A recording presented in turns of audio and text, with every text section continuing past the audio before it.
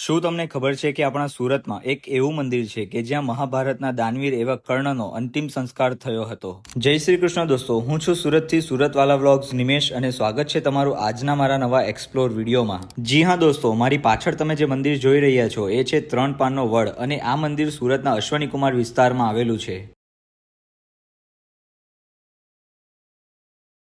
તો ચાલો દોસ્તો, હવે હું તમને અંદર જઈને એ પવિત્ર જગ્યાના દર્શન કરાવું કે જ્યાં મહારથી કર્ણનો અંતિમ સંસ્કાર કરવામાં આવ્યો હતો.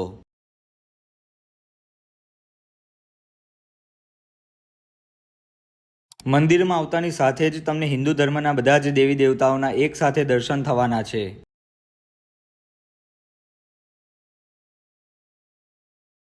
સ્ક્રીન પર તમે જે વડનું ઝાડ જોઈ રહ્યા છો આ એ જ જગ્યા છે જ્યાં કર્ણનો અંતિમ સંસ્કાર કરવામાં આવ્યો હતો અને કહેવાય છે કે આ વડનું ઝાડ એ બ્રહ્મા, વિષ્ણુ અને મહેશના પ્રતીક સમાન છે.